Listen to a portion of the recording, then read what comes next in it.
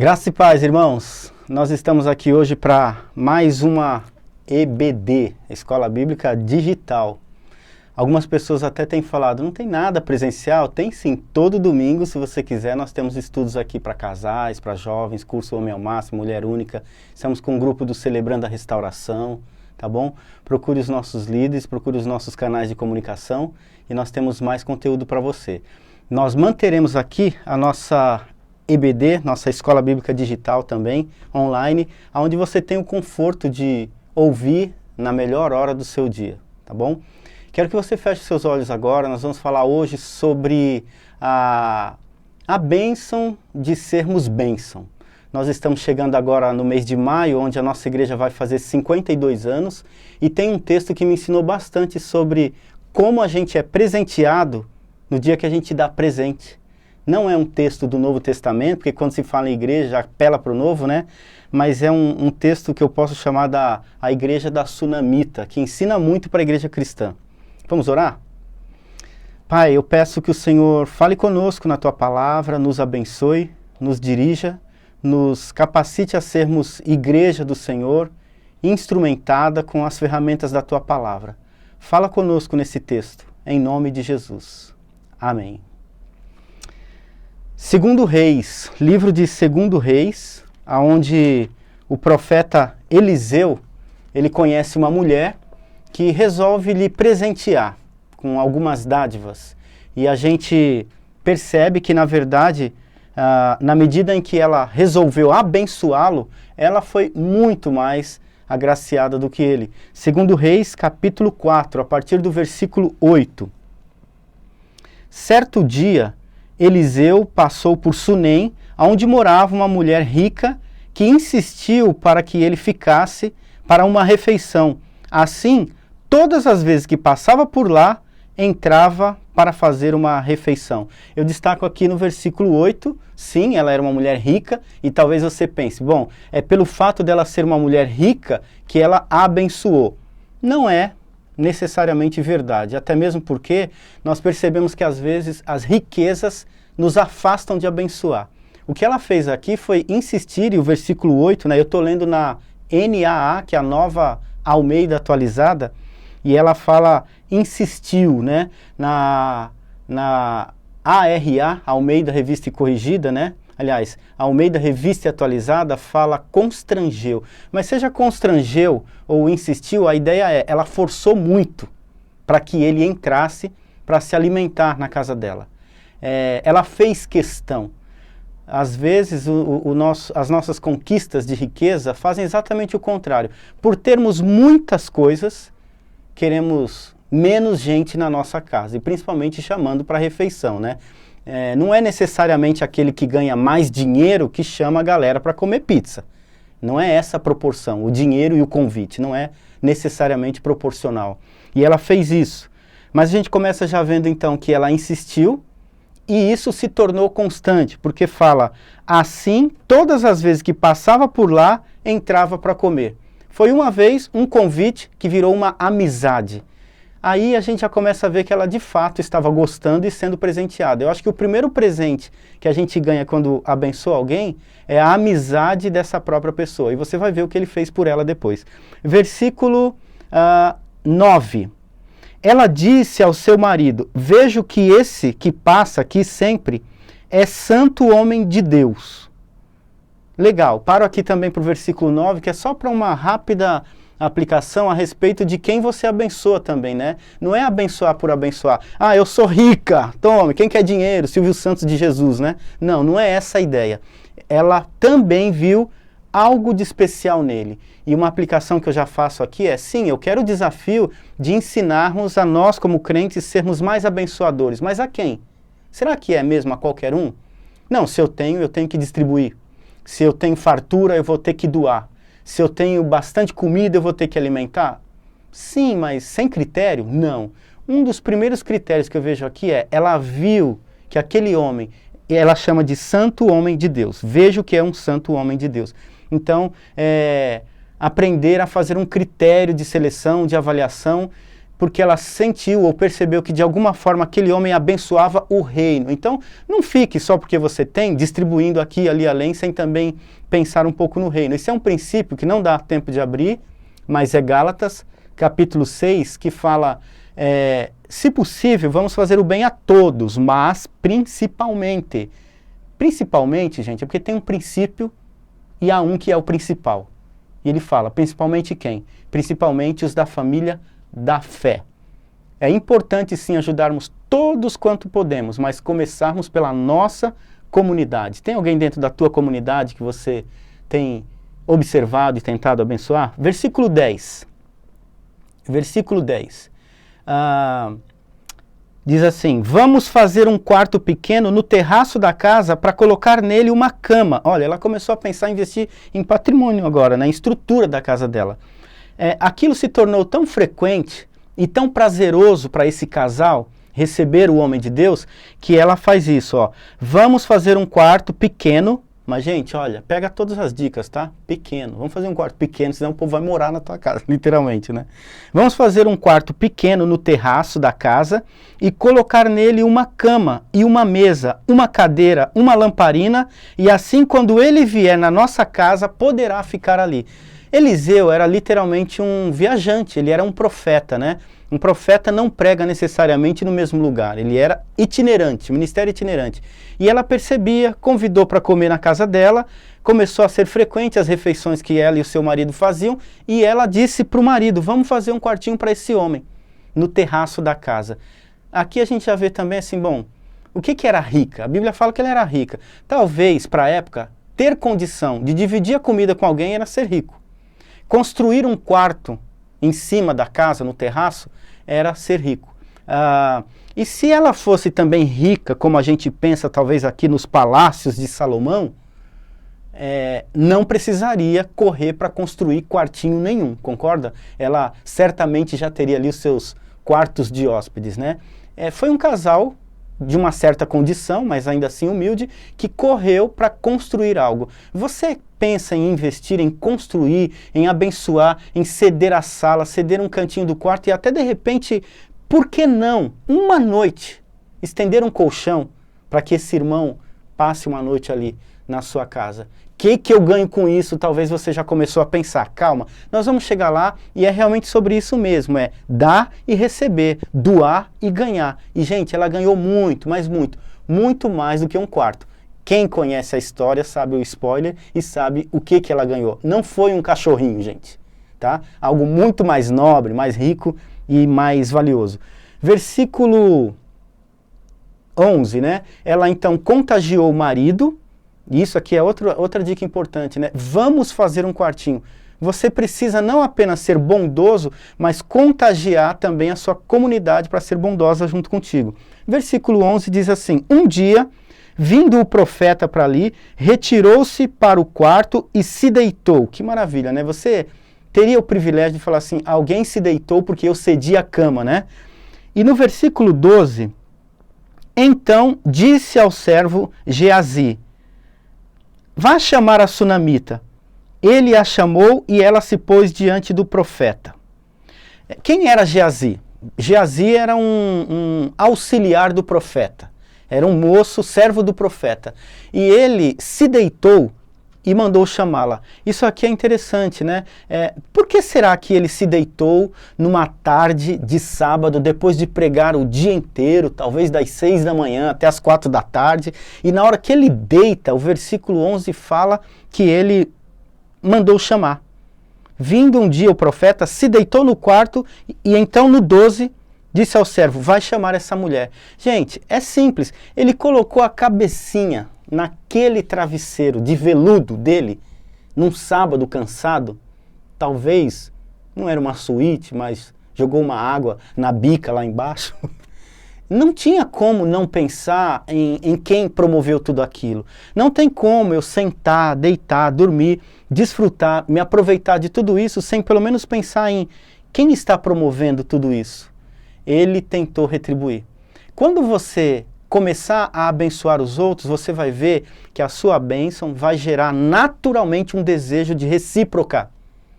A sua bênção vai gerar naturalmente um desejo de devolutiva.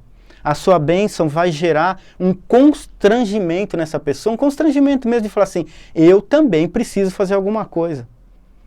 Sabe, eu sei que vai ter gente folgada sim, que só vai receber e não tá nem aí. O problema é seu que me deu o colchão. Me deu, peguei. Perdeu o Playboy, agora é meu, né? Sim, tem folgado, tem preguiçoso, tem aquele que não vai querer nem retribuir lavando a louça, né, do jantar que você convidou. Sim, vai ter. Mas, gente, vai ter gente que não vai conseguir colocar a cabeça no travesseiro sem pensar, meu Deus, o que eu posso fazer por esse irmão que pensou no meu colchão? Eu quero retribuir. Foi exatamente isso. Versículo 13, deitou-se, lembrou dela, né? E no finalzinho do 13, interessante, aliás, ainda não li o 13, né? Ele tinha, vá chamar, e ele chamou, ela se pôs diante do profeta, e esse tinha dito para Geazi, que disse a ela, a senhora nos tem tratado com muito cuidado. O que podemos fazer pela senhora? Podemos falar em teu favor junto ao rei ou ao comandante do exército. Ela havia respondido, eu estou bem vivendo no meio do meu povo. Tipo assim, eu estou bem, obrigado. Incrível isso aqui também, né? Olha só, ele fala, eu posso interceder por você diante do rei ou do comandante. O profeta era uma figura pública. E inclusive por causa de milagres operados na vida dele, através da vida dele, naquela comunidade, ele era respeitado pelo rei e pelo comandante. Ele fala assim, o que a senhora quiser, eu posso falar com o rei e com o comandante. Será que ela não poderia ter apelado assim, poxa, vê se ele consegue esticar mais 1 ou 2 hectares aqui na minha fazendinha, no meu sítio, eu quero plantar aqui no sítio uma parte só das laranjas e dos pêssegos. Será que ela não podia ter aproveitado? Poxa, eu também não posso só dar de graça. Eu vejo aqui no finalzinho do 13, gratidão, singeleza de coração, simplicidade de dizer, amém, eu estou muito bem, obrigado. Eu não preciso de nada. Não por orgulho, não por vanglória, mas por gratidão, dizer, eu estou bem no meio do meu povo. Será que ela disse simplesmente eu estou bem, porque lá no começo disse eu sou rica? Não, faltava algo para ela que a gente vai começar a ver agora no 14. Então, o profeta perguntou para Geazi, o que se pode fazer por ela? Engraçado aqui também, né? Ela disse, eu estou bem, mas ele não desistiu, viu? Ela disse para o profeta, eu estou bem no meio do meu povo, mas ele correu atrás do servo, Geazi, e falou assim, ela disse que não precisa de nada. O que será que a gente pode fazer por ela? E o moço conhecia mais ela do que o Eliseu, então ele falou, eu sei de uma coisa que está faltando para ela. E é até estranho, porque ele fala assim no 14, ora, ela não tem filhos e o marido dela é velho. Aí o profeta podia falar, tá, mas o que eu tenho a ver com isso? Você não entendeu. Eu estou querendo dar uma ajuda política diante do rei, uma ajuda de segurança diante do comandante. Eu conheço o comandante, eu posso colocar alguns guardas para guardar o sítio dela aqui. Eu posso colocar, mas não. Ela falou assim, eu não preciso de nada, ele foi atrás e o moço falou, ela precisa de um filho. Ela precisa de um filho. Rapaz, eu quero dar ajudas estruturais e o moço vem pedir milagre de filho, porque fica um tanto estranho, tá? E daí que ela não tem filho? E ele ainda fala, e o marido dela é velho. Tá, e você quer que eu case com ela? Você quer que eu ore para ele morrer e nós vamos ter filho? Eu não entendi, Geazi, onde você está chegando. A verdade é que Geazi, eu acho que teve mais fé do que o profeta. Geazi falou assim, o profeta Eliseu, você está querendo dar uma ajuda através do rei, através do comandante, se tu é profeta mesmo, eu vou fazer um desafio agora, ora para ela ter um filho. Ela já é estéril, é idosa, o marido é velho também, eles não podem ter filhos, e aí? Você é profeta? Eu acho que agora Eliseu estremeceu, né? Falou assim, rapaz, pede uma coisa mais fácil, pede para eu ajudar no café da próxima vez, né? Eu trazer a água, sei lá, ajudar a limpar a casa dela, ajudar na colheita. Ele pede literalmente assim, olha, ela não tem filho, vamos orar por isso.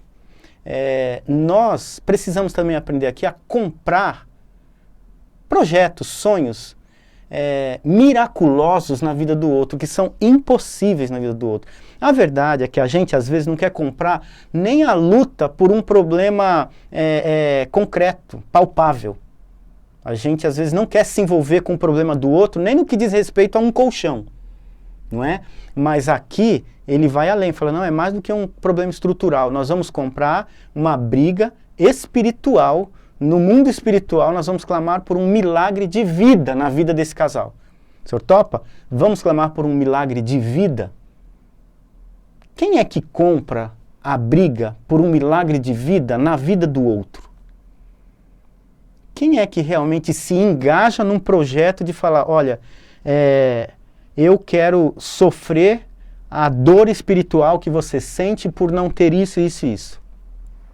Eu quero comprar a tua dor espiritual pela saúde, a tua luta por saúde. Eu quero... qual a sua crise? É câncer? Depressão? Eu vou entrar nessa contigo. Milagre como esse de ter um filho, sendo estéril e já avançado em idade, eu vou comprar essa causa contigo. Porque às vezes tem certas orações, por mim, pela minha vida, você pela sua vida, que são tão sobrenaturais que ninguém pede. Ninguém pede. E nós vamos perceber também no decorrer da história que era um milagre tão sobrenatural que quando a oferta foi feita para orar por isso, a profecia vem de que ela vai ter um filho, ela fala, não, quase chamando o profeta de doido. Você está doido, né? Você está mentindo para mim. No versículo 15, ele manda chamá-la. Versículo 15. Eliseu disse, vai chamá-la. Ele a chamou e ela se pôs na porta. Então o profeta disse para a mulher, por esse tempo, daqui a 1 ano, você terá um filho nos braços. Muito corajoso também esse profeta, né? Tem que ser muito homem de Deus. Ele teve que ouvir isso de Deus. Tem coisa que não dá para inventar, gente. Tem coisa que não dá para simplesmente ser corajoso. Estou falando porque eu tenho coragem com você. Tem que ser direção muito divina, muito divinamente inspirada mesmo. Tem que ser uma missão muito clara de Deus para você falar assim, olha, Deus me manda te dizer que daqui a 1 ano você vai estar com um filho nos braços. E ele não falou uma coisa, sabe aquelas profetadas que alguns dão assim, de uma forma que nunca vai poder ser cobrado da profecia que fez? Tem profecia que dá para a gente fazer e nunca vai ser cobrado, porque eu posso dizer, eis que te digo, no ano de 2093, aqui na nossa cidade, o prefeito vai revolucionar e a fé evangélica. Legal, eu vou estar daqui... em 2093, eu vou estar daqui a 70 anos, sendo que eu já tenho 46, é fácil, né? Faz a profecia para daqui a 1 ano, aonde tenha tempo de te achar. Você tem que ser muito homem de Deus, né? A gente tem que pedir também, Senhor, dá-me esse link, essa conexão, essa comunhão tão grande contigo, de conseguir ser profeta do Senhor, profetizando bênção na vida do outro, né? Como funciona? Gente, nasceu no coração do profeta. Ele estava deitado naquele colchãozinho e ele lembrou dela e falou, eu preciso dar alguma coisa para essa mulher. Nasceu primeiramente no coração dele. Ela falou, eu não preciso de nada. Mas ele foi atrás do céu e falou, ela precisa de alguma coisa. Ele falou, precisa de um filho, então vamos. Manda chamar. Nasceu no coração do homem um desejo de abençoá-la. É claro, há um mistério sobrenatural de Deus aqui na profecia. E, aliás, não existe profecia que não seja sobrenatural. Profecia é o prenúncio de um milagre. A profecia é o anúncio de que um milagre virá, ou uma condenação virá, algo sobrenatural virá. Mas há uma conexão entre o profeta desejoso da bênção e o Deus que concede a bênção. O profeta que vê o vago ou o vazio daquele milagre e o Deus que enche aquele lugar com o milagre. Há sim uma visão dele, primeiramente, de inquietação, de desejo de abençoar aquela família. E a gente sabe, retribuição pelas bênçãos que ele vinha recebendo. Talvez nós até percamos algumas oportunidades de profecias na nossa vida, porque nunca abençoamos alguém. Como foi que chegou essa profecia para ela? Primeiramente, por hospedar alguém, por chamar alguém para comer uma pizza. Quem conhece a história sabe que o filho veio, o filho nasceu, nós vamos caminhar para lá. Versículo 16, versículo 16, 15 e 16, né? Perdão, 17. Não, meu senhor, homem de Deus, não minta para sua serva. Esse é o finalzinho do 16, né? Não minta para tua serva. É aquilo que eu falei, né? Ela achou tão louco e tão impossível essa história que ela falou, não minta para mim, você está mentindo, não é possível, né? A mulher engravidou e no ano seguinte, versículo 17, engravidou e no ano seguinte deu à luz a um filho, como Eliseu tinha falado, como Eliseu tinha dito. A profecia se cumpriu, glória a Deus, e aqui, nesse dia, ela ganhou um filho por ter compartilhado com um homem de Deus uma pizza. Tem como nascer um filho de uma pizza? Olha, gente, numa boa paráfrase a gente pode dizer assim, olha, ganhou um filho. Doe uma pizza, ganhe um filho. Comece a abençoar. É exatamente nessa métrica, nessa proporção? Não, porque milagre não é matemático, né? Mas o princípio é óbvio. Abençoe e você será abençoado. Eu não sei se você vai dar uma pizza e vai ganhar um filho, se você vai dar um jantar e vai ganhar um carro. Eu não sei se você vai pagar um churrasquinho e vai ganhar uma casa. Mas eu sei que é abençoando que a gente é abençoado. Eu preciso pensar em ser um presente para alguém. Eu preciso pensar em ser um descanso para alguém. Pensa naquela tarde de sábado, eu estou falando sábado, tá, gente? Para você imaginar a cena, no telhadinho, terraço da casa, aquela casinha. Naquela tarde ele descansando ali e recebendo descanso porque foi promovido por alguém. Eu preciso ser fonte de descanso para os outros. E tá aí para você pensar, você é fonte de descanso para alguém? Aquele homem só descansou e só tinha onde comer e beber e dormir porque alguém promovia o descanso dele. Eu preciso me preocupar se eu estou sendo mais, dentro da minha igreja, fonte de descanso ou de cansaço para os outros. É isso. O que eu promovo mais? O que eu promovo mais na minha igreja? Descanso ou cansaço? Ela promoveu descanso para ele e ganhou um filho. Promova descanso para os outros, que Deus vai te abençoar. Promova, seja fonte de descanso para os outros. É o dom da hospitalidade. Hospitalidade, hospedar a gente em casa.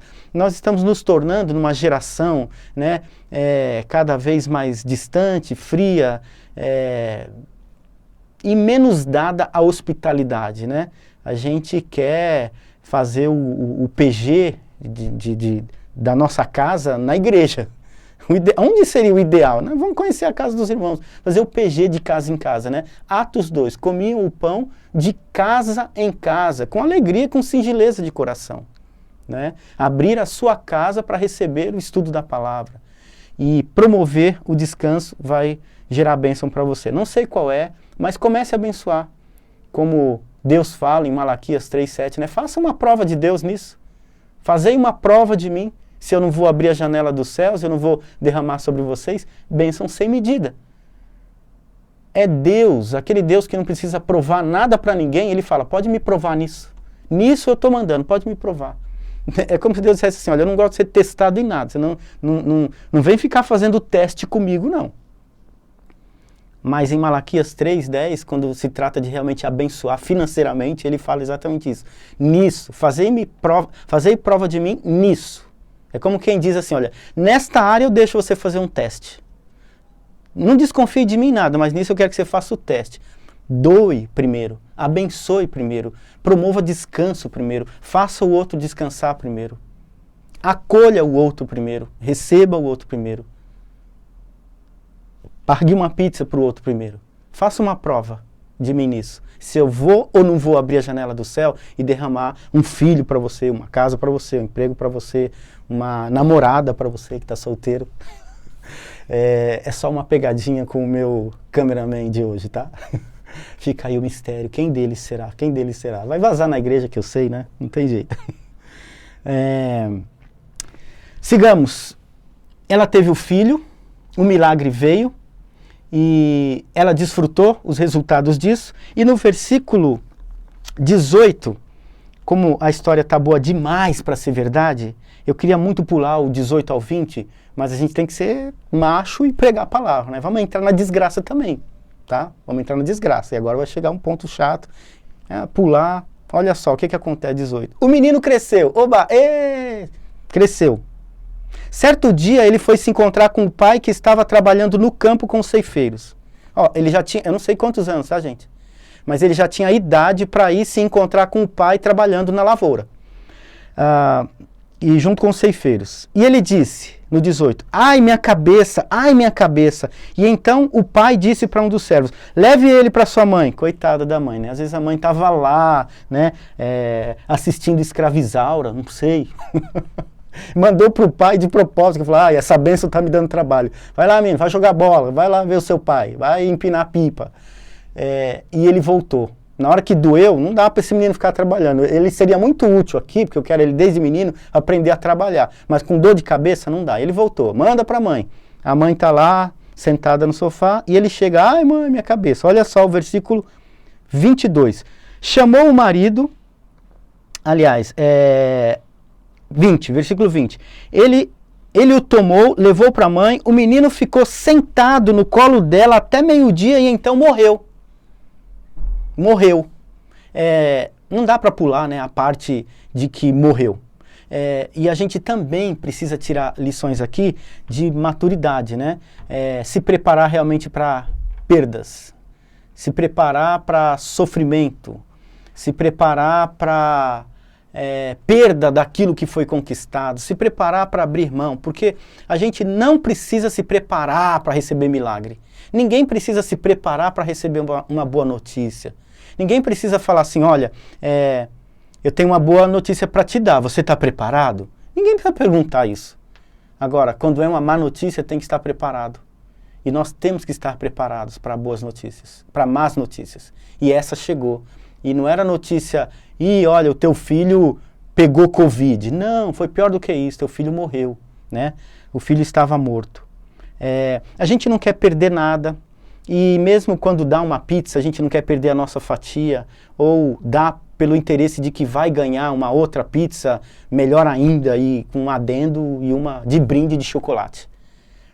É assim que a gente pensa em doar para receber em dobro.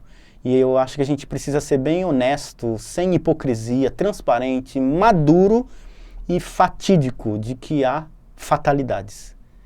Haverá, e nós temos que estar preparados. A gente tem que aprender a abrir mão do carro que ganhou, do emprego que ganhou, da casa que ganhou. A gente tem que aprender a abrir mão, talvez até do filho que ganhou.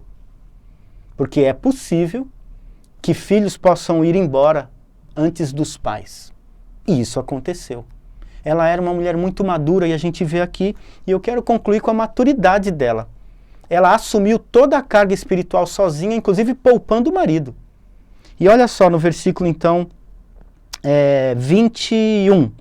Ela subiu, deitou o menino na cama e correu para o homem de Deus. Para o homem de Deus e fechou a porta e saiu atrás dele, né? Chamou o marido e lhe disse, me mande um dos servos. Ela foi para o marido e falou, me manda um dos servos e uma jumenta, eu preciso ir depressa falar com o homem de Deus e voltar. Ela não contou para ele. Olha ele aqui cavucando para saber. O marido perguntou, por que você quer falar com ele hoje? Não é dia de festa, de lua nova, nem de sábado. Ela respondeu, não faz mal. Interessante, né? Assuma para você a responsabilidade espiritual de intermediar as crises. Assuma para você a responsabilidade espiritual de pastorear os dilemas, as fatalidades, as tragédias e até a morte. Assuma para você a responsabilidade de ser o mentor espiritual no dia do luto, do teu filho, inclusive. Ela é que precisava de consolo aqui. Assuma você a responsabilidade. É claro, a igreja toda tem que abraçar. No caso do luto, misericórdia, irmão. A igreja tem que chorar junto. Chorar com os que choram. Legal, né? Ter um oficial, um presbítero, um diácono, um pastor lá. Legal, né? E se não tiver? Eu vou atrás sozinha. E ela foi atrás de um milagre. Quem conhece o texto já sabe o spoiler da mensagem. O menino ressuscitou. Então, não é essa a grande surpresa do texto. Mas o processo da ressurreição, houve um senso de tomada de responsabilidade da espiritualidade para si. Poupa quem for possível poupar. Até o marido ela poupou do sofrimento aqui. E ela sozinha montou numa jumenta e foi lá atrás desse homem de Deus. No 24, mandou preparar a jumenta e disse para o servo, pegue as rédeas e vamos. Não diminua a marcha, a não ser quando eu disser. Ou seja, não é para parar, não vai ter paradinha no graal, tá? Nós não vamos nem tomar água nem banheiro. Acelera e vamos. E assim ele partiu e foi falar com um homem de Deus no Carmelo. Ele levou um servo dela, tá? Um empregado, o marido ficou. Ao vê-la de longe, o homem de Deus disse a Geazi, o seu servo, veja, é a sunamita, corra ao seu encontro. E ele correu, né, foi na frente, não sei quanto, de cima do monte, ele viu quantos quilômetros, ele corre, é ela. Vai lá, e ele foi, viu e perguntou a ela, está tudo bem com você e com seu marido e com o menino? Ela respondeu, vai tudo bem. Quando ela chegou, no 27 é quando ela chegou, mas no 26 ela fala, está tudo bem. Por que ela falou, está tudo bem? Porque não era com ele que ela tinha que falar. Outra lição para nós, né? Guarde os seus dilemas até chegar na pessoa certa. Apesar de serem dilemas mortais, não é para todo mundo que dá para falar, irmão. Não é para todo mundo. Ah, mas é um dilema de morte. Eu sei, segura. Deixa para chorar no ombro da pessoa certa. Vai buscar o milagre aonde você crê que ele nasceu. Você lembra do profeta lá, profetizando, e ela mesma falou, eu não vou ter um filho, eu sou velha. Meu marido já é velho, não minta para mim. Ou seja, ela falou assim, olha, eu não quero ter filho. Ela admitiu, eu sou impotente, eu sou infértil. Eu não tenho fertilidade, eu não vou ter filho. E ainda assim Deus deu a bênção. E na frente você vai ver o que acontece. Ela aguardou para o momento certo, porque maturidade é saber esperar também para falar. Às vezes você joga na roda cedo demais o pedido, vira farinha, ao invés de virar bolo, vira farinha esparramada, né? Quando ela chegou no homem de Deus, no monte, aí ela se agarrou nos pés dele, e o Geazi se aproximou para tirá-la, para arrancá-la, mas o homem de Deus disse, deixa, porque a sua alma está em amargura, e o Senhor escondeu isso de mim e não me revelou nada a respeito. Ela foi tão afoita nos pés dele que o servo ia tirar. Ele falou, deixa, ela está desesperada. E aí, no versículo 28, a mulher disse, por acaso eu pedi ao meu senhor algum filho? Eu não disse que não me enganasse? Então o profeta disse para Geazi, cinja os lombos, pegue o meu bordão e vá. Vai se encontrar com alguém e não cumprimente ninguém. Se alguém cumprimentar, não responda. Ele usou o mesmo recurso dela, né? Corre lá na casa dela para ver o que está acontecendo, porque Deus não me falou. O que eu sei ela está mal. Corre lá na frente, vai tentando descobrir alguma coisa, porque Deus não me revelou nada. E de fato, né? Ele não sabia. E esse Geazi correu, né? Foi na frente. Porém, a mãe do menino disse, tão certo como vive o Senhor, e como você vive, eu não o deixarei. Ela disse o seguinte, você quer mandar o teu servo ir lá ver o menino? Vai, mas você eu não vou descolar. Literalmente assim, eu vou grudar perto de quem pode me dar apoio nessa hora. O filho estava lá, né? Ela queria o milagre do filho, mas ela falou, eu vou grudar em quem eu posso confiar, eu vou grudar em pessoas maduras. Lembra que desde o começo, eu falei o princípio, né? Não é só abençoar, procure abençoar pessoas com princípios do reino. Ela viu que era um homem de Deus. Você sempre ganha ao abençoar pessoas de Deus, nem que seja para te consolar na hora da morte. Graças a Deus deu certo, foi o milagre da ressurreição no Antigo Testamento, mas podia não ter dado.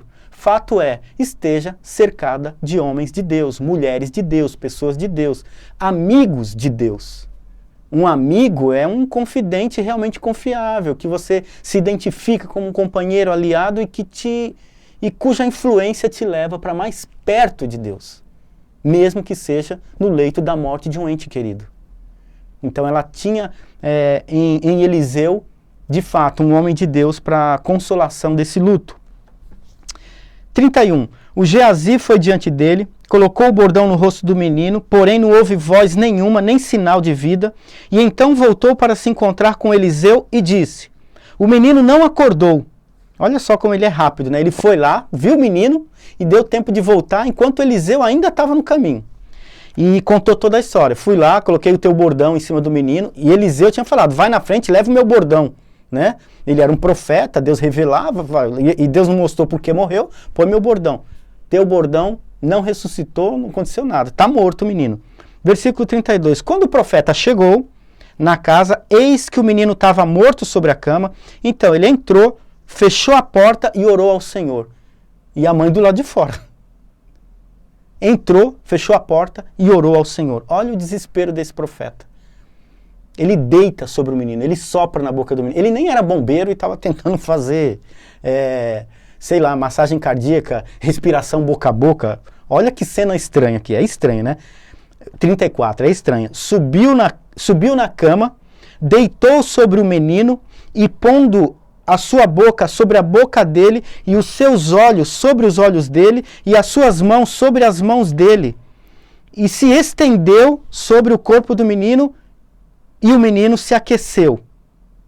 Eliseu se levantou e andou no quarto de um lado para o outro. Ele estava perturbado também, né? Andou no quarto de um lado para o outro, tornou a subir na cama, novamente, se estendeu sobre o menino e ele espirrou 7 vezes e abriu os olhos. Quando ele deitou pela segunda vez, o menino espirrou e abriu os olhos. E então Eliseu chamou Geazi e disse: chama a sunamita. A essa altura, talvez, ela já tinha contado para o pai. Porque tem pai também que eu vou te falar, né?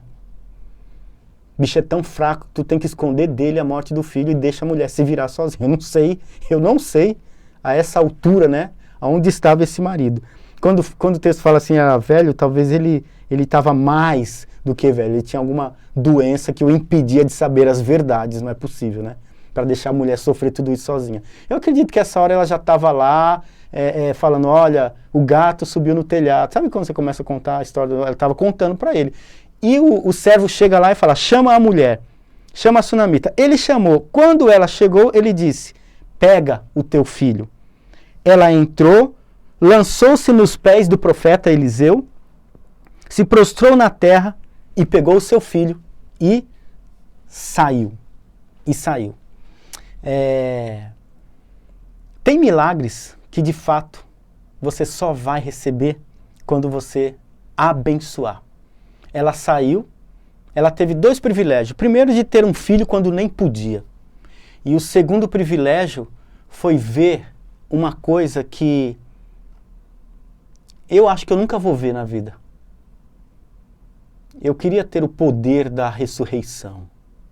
Eu queria vivenciar uma experiência dessa, de um irmão da igreja perder o filho e eu orar sobre ele e ele ressuscitar. Sobrenatural, né? Aliás, é tão sobrenatural que eu só queria esse milagre com o filho dos outros, tá? Eu queria orar pelo filho dos outros, tá bom? Eu nem queria ter que passar por isso para eu orar sobre as minhas. Mas ela viveu esse extraordinário, ela viveu esse sobrenatural de Deus. Ela alcançou bênção porque deu a bênção. Ela viu milagre porque deu uma pizza, gente. Comece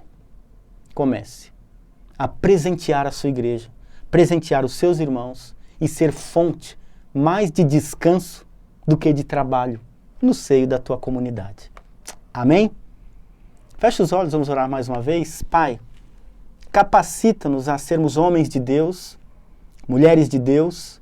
Capacita-nos, ó Deus, a vivermos dentro da tua vontade e termos essa conexão, proximidade, ligação, comunhão, intimidade contigo, ao ponto de sermos bênçãos e abençoadores. Faz de nós, primeiramente, abençoadores, na certeza de que o Senhor não nos deixa faltar as bênçãos.